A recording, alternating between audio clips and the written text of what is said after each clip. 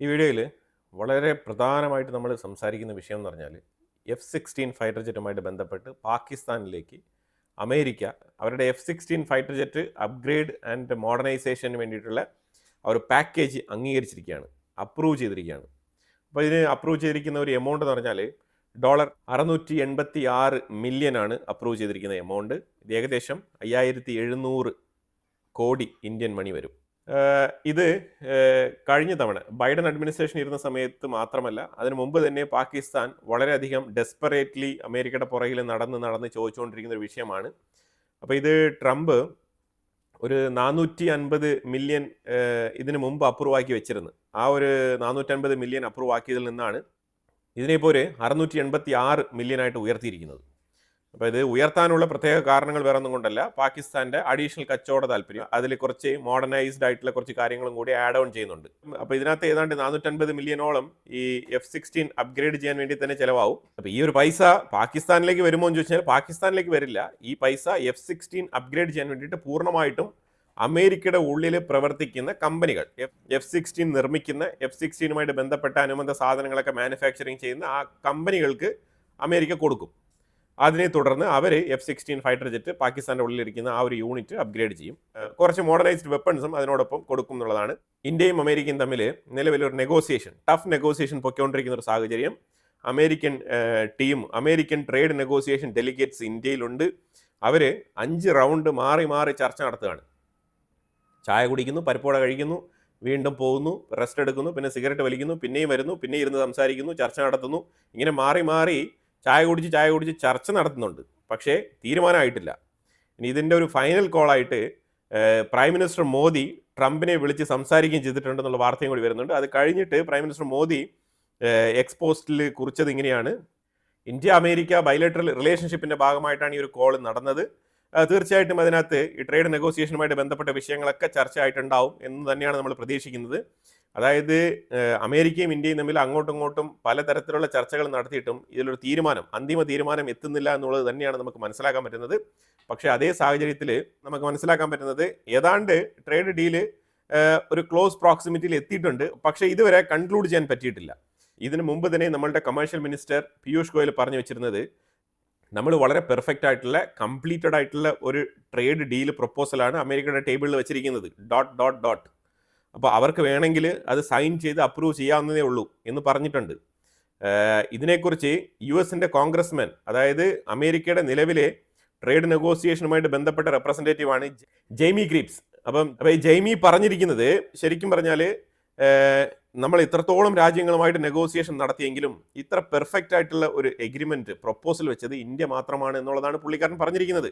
അതായത് നമ്മൾ A to Z എല്ലാ സാധനങ്ങളും, ഒരു സാധനം പോലും വിടാണ്ട് നമ്മൾ കൃത്യമായിട്ട് ഏതാണ്ട് 36,000-ലധികം സാധനം ലിസ്റ്റ് ചെയ്ത് എന്ത് സാധനം അമേരിക്കയ്ക്ക് യൂസ്ഫുൾ, എന്താണ് അമേരിക്കയിൽ പ്രൊഡക്ഷൻ ഇല്ലാത്തത് എന്നുള്ളതിനെക്കുറിച്ചുള്ള വിശദമായിട്ടുള്ള ഒരു പഠനം നടത്തിക്കൊണ്ടുള്ള ഒരു കംപ്ലീറ്റ് പാക്കേജ് ഡേറ്റയാണ് നമ്മൾ അവർക്ക് സബ്മിറ്റ് ചെയ്തിരിക്കുന്നത്.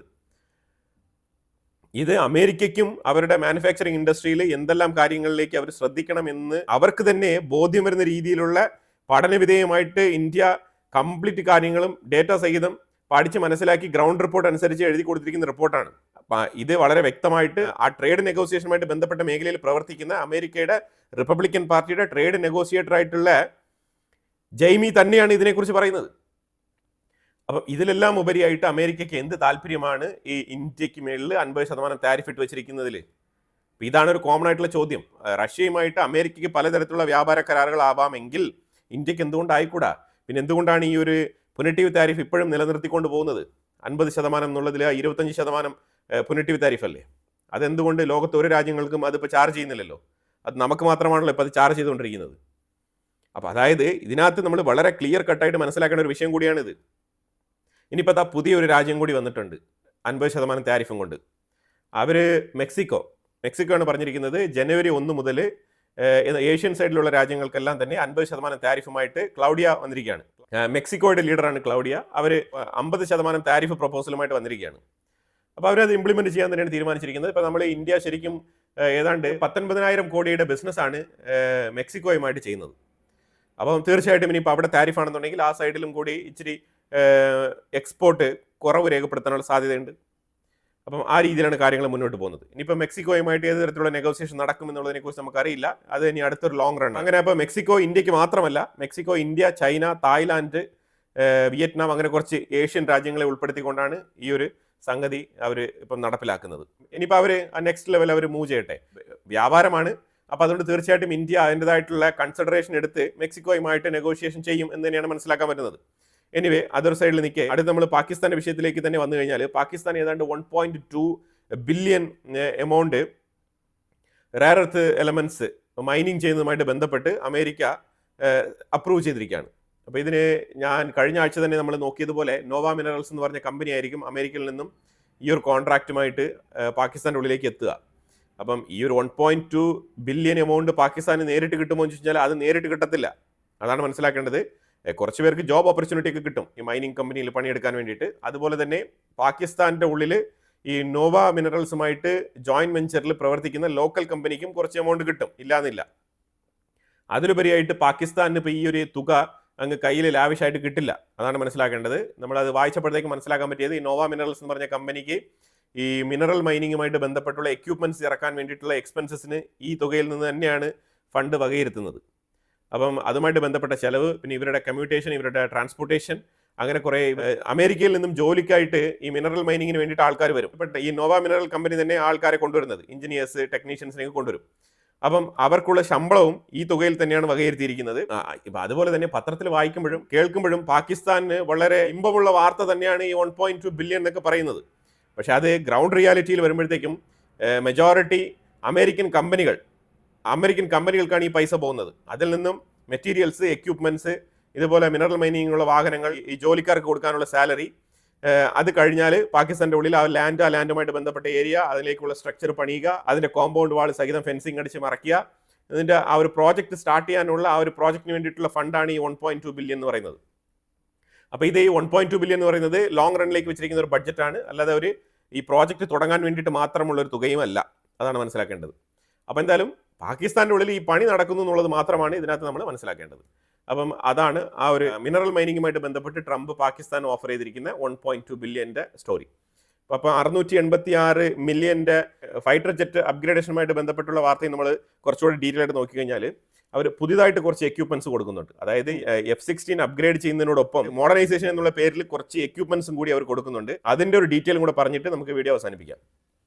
ഇതിനകത്ത് ലിങ്ക് 16 എന്ന് പറഞ്ഞ ഒരു കമ്മ്യൂണിക്കേഷൻ സിസ്റ്റം എസ്റ്റാബ്ലിഷ് ചെയ്യും F-16. അത് ഏതാണ്ട് 92 യൂണിറ്റ് ആണ് പറഞ്ഞിരിക്കുന്നത്. 92 യൂണിറ്റ് അമേരിക്ക പാകിസ്ഥാൻ്റെ ഉള്ളിലേക്ക് അത് ഇറക്കുമതി ചെയ്യും. ഇതെന്താണ് സംഭവം എന്ന് പറഞ്ഞാൽ, ലിങ്ക് 16 എന്ന് പറഞ്ഞു കഴിഞ്ഞാൽ ഈ കോർഡിനേറ്റ്സിനെയൊക്കെ റിസീവ് ചെയ്തുകൊണ്ട് ഗ്രൗണ്ടുമായിട്ട് ഈസി ആയിട്ട് കണക്ട് ചെയ്യാനും, അതുപോലെ നേവി ഉണ്ടല്ലോ, അത് നേവിയിൽ ഫൈറ്റർ ഫ്ലീറ്റുകളിൽ, നേവി ഫൈറ്റർ ഷിപ്പുകളിൽ നിന്നും കൃത്യമായിട്ടുള്ള കോർഡിനേറ്റ്സ് റിസീവ് ചെയ്യാനും, അതിനെ തുടർന്ന് ഇവർക്ക് കൃത്യമായിട്ടുള്ള ആക്രമണങ്ങൾ നടത്താനും, അതുപോലെ കൃത്യമായിട്ട് പ്രിസിഷൻ ഗൈഡഡ് മിസൈൽസ് ഉപയോഗിച്ചുകൊണ്ട് പ്രിസൈസ് ആയിട്ടുള്ള അറ്റാക്കുകൾ നടത്താനുമുള്ള ആ ഒരു എക്യുപ്മെന്റ് ആണിത്. അതിനെ ലിങ്ക് ചെയ്യിക്കുന്ന ഒരു കമ്മ്യൂണിക്കേഷൻ ഡിവൈസ് ആണിത്. ഫോർ എക്സാമ്പിൾ 6 ഫൈറ്റർ ജെറ്റുകൾ ആകാശത്തൂടെ പറക്കുന്നുണ്ട്. അതുപോലെ തന്നെ താഴെ 2 നേവൽ ഷിപ്പുകളുണ്ട്. എന്നാൽ അതുപോലെ തന്നെ ഒരു ഗ്രൗണ്ടിൽ ഒരു കമാൻഡ് സെന്ററും ഉണ്ടെന്ന് വെച്ചു. ഇത് മൂന്നും കൂടി കൃത്യമായിട്ട് കോർഡിനേറ്റ് ചെയ്തുകൊണ്ട്, അതായത് ഈ 6 ഫൈറ്റർ ജെറ്റുകളെയും ഒരുപോലെ കണക്ട് ചെയ്യാൻ പറ്റുന്ന രീതിയിലുള്ള കമ്മ്യൂണിക്കേഷൻ ലിങ്ക് സിസ്റ്റമാണ് അമേരിക്ക ഇപ്പോൾ കൊടുക്കുന്നത്. ഇത് വളരെ ഉപകാരപ്രദമായിട്ടുള്ള കാര്യം തന്നെയാണ്. എഫക്റ്റീവായിട്ട് ഉപയോഗിക്കാൻ പറ്റിയ ഒരു സംഗതിയും കൂടിയാണ്. അതായത് ഇന്ത്യ ഓപ്പറേഷൻ സിന്ദൂർ നടത്തിയ സമയത്ത് അവർക്ക് ഈ രീതിയിലുള്ള ഫെസിലിറ്റി പാകിസ്ഥാന്റെ കയ്യിലില്ല. എല്ലാം കൂടി ഓർഗനൈസ് ചെയ്ത് കോർഡിനേറ്റ് ചെയ്തുള്ള ആ ഒരു അറ്റാക്ക് നടത്താനുള്ള ശേഷി അവർക്ക് ഇല്ല എന്നുള്ളതാണ് നമ്മൾ അതിനകത്ത് മനസ്സിലാക്കേണ്ടത്. പക്ഷേ ഇപ്പം ആഫ്റ്റർ ഓപ്പറേഷൻ സിന്ദൂർ ഇന്ത്യ അമേരിക്കയുമായിട്ട് ട്രേഡ് ബന്ധത്തിൽ ഇച്ചിരി ഒലഞ്ഞു നിൽക്കുന്ന സാഹചര്യത്തിൽ അമേരിക്ക എടുക്കുന്ന ചില നിർണായക തീരുമാനങ്ങളാണ് ഇത്. ശരിക്കും ഇന്ത്യക്ക് ഇതിൽ ബുദ്ധിമുട്ടുണ്ടോ എന്ന് ചോദിച്ചാൽ യെസ്, ഇന്ത്യക്ക് ഡിപ്ലോമാറ്റിക്കൽ തലത്തിൽ ഇതിനകത്ത് ബുദ്ധിമുട്ടുണ്ട്, ഇന്ത്യക്ക് വിയോജിപ്പുണ്ട്. ഇന്ത്യ അത് രേഖപ്പെടുത്തുകയും ചെയ്യും, ഇല്ലാന്നില്ല. ഫോർ എക്സാമ്പിൾ വെനിസുലയുമായിട്ട് അമേരിക്ക അങ്ങോട്ടും ഇങ്ങോട്ടും തർക്കത്തിൽ നിൽക്കുകയാണ്. ഇപ്പൊ വെനിസുലയുടെ വാർഷിപ്പിനെ വരെ സീസ് ചെയ്ത് വെച്ചുകൊണ്ടിരിക്കുന്ന സാഹചര്യമാണ്. അപ്പോൾ ഈ സാഹചര്യത്തിൽ നമ്മൾ വെനിസുലയ്ക്ക് പോയിട്ട് ഒരു 25 ഫൈറ്റർ ജെറ്റുകൾ ഓഫർ ചെയ്താൽ എന്തായിരിക്കും അവസ്ഥ? ഫോർ എക്സാമ്പിൾ അമേരിക്കയ്ക്ക് വേണ്ടാത്ത ഇപ്പം കൊളംബിയയുമായിട്ട് അമേരിക്ക ഇപ്പം യുദ്ധപ്രഖ്യാപനം നടത്തിയിട്ടിരിക്കുകയാണ്. അതായത് കൊളംബിയ എന്ന് പറഞ്ഞ രാജ്യവുമായിട്ട് ഇതേപോലെ മരുന്ന് കച്ചവടവുമായിട്ട് ബന്ധപ്പെട്ട് കൊളംബിയയ്ക്ക് ഒരു താക്കീത് കൊടുത്തിട്ടിരിക്കുകയാണ് അമേരിക്ക. അപ്പോൾ നമ്മളിപ്പോൾ കൊളംബിയയ്ക്ക് ഒരു 25 എയർക്രാഫ്റ്റ് കൊടുത്തു കഴിഞ്ഞാൽ എന്തായിരിക്കും അവസ്ഥ? ഇതാണ് ചിന്തിക്കേണ്ടത്. അപ്പോൾ അമേരിക്കയ്ക്ക് എന്തും ചെയ്യാം, ഇന്ത്യക്ക് ചെയ്യാൻ പറ്റില്ല. അതായത് നമ്മൾ വളരെ മാന്യമായിട്ട് നമ്മുടെ കാര്യം നോക്കി മുന്നോട്ട് പോകുന്ന ആൾക്കാരാണ്. പിന്നെ നമ്മളുടെ നാഷണൽ സെക്യൂരിറ്റിക്ക് ഒരു ഭീഷണി ഉയർത്തുന്ന രീതിയിലുള്ള അപ്ഗ്രഡേഷനൊക്കെ പാകിസ്ഥാന് കൊടുത്തു കഴിഞ്ഞാൽ അത് തീർച്ചയായിട്ടും ഇന്ത്യക്ക് ഇഷ്ടപ്പെടാത്ത വിഷയങ്ങൾ തന്നെയാണ്. ഇതുകൊണ്ടൊക്കെ തന്നെയാണ് ഇന്ത്യ അമേരിക്കയുമായിട്ട് കൂടുതൽ അടുക്കാതെ നിൽക്കുന്നത്. കാരണം അമേരിക്ക എന്ന് പറഞ്ഞു കഴിഞ്ഞാൽ അത്തരത്തില് ബാക്ക് സ്റ്റാബ്, ഏത് സമയത്തും ഒരു ബാക്ക് സ്റ്റാബ് ചെയ്യാൻ കപ്പാസിറ്റിയുള്ള, അങ്ങനെ ചിന്തിക്കുന്ന, അങ്ങനെ പ്രവർത്തിച്ചിട്ടുള്ള പല തരത്തിലുള്ള എക്സ്പീരിയൻസ് നമുക്കുണ്ട് എന്നുള്ളതാണ് മനസ്സിലാക്കേണ്ടത്. അതായത് ഇവരെ ഒരു തരത്തിൽ നമുക്ക് വിശ്വസിക്കാൻ പറ്റത്തില്ല. അതാണ് പ്രത്യക്ഷത്തിൽ നമുക്ക് മനസ്സിലാക്കാൻ പറ്റുന്നത്. ഇപ്പം അമേരിക്ക കൊടുത്തിരിക്കുന്ന ഈ ഒരു അപ്ഗ്രേഡേഷൻ വെച്ച് നോക്കുമ്പോഴത്തേക്കും 2040 വരെ വളരെ സൊഫിസ്റ്റിക്കേറ്റഡ് ആയിട്ട് അവരുടെ കയ്യിലുള്ള F-16 അവർക്ക് ഉപയോഗിക്കാൻ കഴിയും എന്നുള്ളതാണ് ഇതിന്റെ ഒരു പ്രത്യേകത. ഇപ്പൊ ഈ സംഗതി US കോൺഗ്രസിൽ വെക്കും. ഈ F-16 അപ്ഗ്രേഡേഷനുമായിട്ട് ബന്ധപ്പെട്ട് ഈ ഒരു പ്രോജക്റ്റ് US കോൺഗ്രസിൽ വെച്ചിട്ട് അപ്രൂവൽ മേടിച്ചിട്ട് മാത്രമേ പാകിസ്ഥാൻ അത് ചെയ്തു കൊടുക്കാൻ പറ്റൂ. പക്ഷെ ഇപ്പൊ നിലവിൽ ഇന്ത്യക്ക് അനുകൂലമായിട്ടുള്ള നിലപാടാണ് ശരിക്കും US കോൺഗ്രസിലുള്ളത്. അപ്പോൾ ഇനിയിപ്പോൾ ഇന്ത്യ ചെയ്യേണ്ടതെന്ന് പറഞ്ഞാൽ ഇന്ത്യ കൃത്യമായ ലോബിയിങ് നടത്തി US കോൺഗ്രസിൽ ഇതിനെ ചെറുത്ത് തോൽപ്പിക്കണം. അതിനുള്ള വഴി ഇന്ത്യ നോക്കണം. ഇപ്പം ഇതിനകത്ത് നമ്മൾ F-16 അല്ലേ, പാകിസ്ഥാൻ അല്ലേ അപ്ഗ്രേഡേഷൻ ചെയ്തോട്ടെ എന്നൊന്നും ചിന്തിക്കേണ്ട ആവശ്യമൊന്നുമില്ല. കട്ടക്ക് ഇതിനെ ഒപ്പോസ് ചെയ്യണം. ഇതിനെ ഒപ്പോസ് ചെയ്ത് കൃത്യമായിട്ട് US കോൺഗ്രസിൽ ഈ ഒരു ബില്ല് അപ്രൂവ് ചെയ്യാൻ പാടില്ല. അതിന് നമ്മൾ ഇതിനു മുമ്പ് തന്നെ പറഞ്ഞിട്ടുണ്ട്. ഇവിടെ ഇന്ത്യൻ ഡയസ്പൊറയുമായിട്ട് ബന്ധപ്പെട്ട് അതുപോലെ തന്നെ ഒരുപാട് കോൺഗ്രസിൽ ഇന്ത്യയെ സപ്പോർട്ട് ചെയ്യുന്ന ഏതാണ്ട് 49-50 കോൺഗ്രസ് മെമ്പേഴ്സ് ഉണ്ട്. വളരെ പ്രകടമായിട്ട് അവരുടെ അഭിപ്രായ പ്രകടനങ്ങൾ നടത്തുന്നുമുണ്ട്. അപ്പോൾ ആ ഒരു സാഹചര്യത്തിൽ കോൺഗ്രസിന്റെ ഉള്ളിൽ ഈ ബില്ലിനെ തോൽപ്പിക്കണം. എനിവേ ആ ബില്ല് കോൺഗ്രസിൽ വരട്ടെ, അത് കഴിഞ്ഞിട്ട് നമുക്ക് നോക്കാം എന്താണ് US കോൺഗ്രസ് ഇതുമായിട്ട് ബന്ധപ്പെട്ട് തീരുമാനമെടുക്കുന്നത് എന്നുള്ളത്. റെക്കോ ഡിക് എന്ന് പറഞ്ഞ ആ ഒരു ഖനിക്കാണ് ഈ റയർ എർത്ത് എലമെന്റ്സുമായിട്ട് ബന്ധപ്പെട്ട് ഫണ്ട് പാസ്സാക്കിയിരിക്കുന്നത്. തീർച്ചയായിട്ടും ആ ഫണ്ട് കോൺഗ്രസ് അപ്രൂവ് ചെയ്യും. കാരണം അത് അമേരിക്കയ്ക്ക് വളരെ വളരെ അനിവാര്യമായിട്ടുള്ള ഒരു പദ്ധതിയാണ്. അപ്പോൾ അതുകൊണ്ട് ആ 1.25 ബില്യൺ തീർച്ചയായിട്ടും കോൺഗ്രസ് അപ്രൂവ് ചെയ്യും. ആ ഒരു ഫണ്ട് തീർച്ചയായിട്ടും അമേരിക്കൻ കമ്പനികൾക്ക് പോവുകയും അതിലൂടെ എക്യുപ്മെന്റ്സ് പാകിസ്ഥാനിലേക്ക് കൊണ്ടുപോയി അവർ റയർ എർത്ത് എലമെന്റ്സിന്റെ ആ ഒരു പ്രോജക്റ്റ് മുന്നോട്ട് കൊണ്ടുപോകും എന്ന് തന്നെയാണ് നമുക്ക് മനസ്സിലാക്കാൻ പറ്റുന്നത്. അപ്പോൾ ഇതിനെ തുടർന്നാണ് പാകിസ്ഥാൻ ശരിക്കും പറഞ്ഞാൽ ഇന്ത്യക്കെതിരെയുള്ള ഒരു സ്ട്രാറ്റജി അത് ഏഷ്യൻ സൈഡിൽ ഉണ്ടാക്കുന്നുണ്ട്. ഇത് അവർ എത്ര ശ്രമിച്ചാലും നടക്കാത്തൊരു വിഷയമാണ്. അപ്പോൾ അവർ ഇന്ത്യ ഒഴിവാക്കിക്കൊണ്ട് ഒരു സാർക്ക് രാജ്യങ്ങൾ എന്ന തരത്തിൽ ഒരു പുതിയ പ്രഖ്യാപനം നടത്തിയിട്ടുണ്ടായിരുന്നു. എന്നിട്ട് അടപടലം പൊട്ടി പാളിസായിരിക്കുകയാണ്.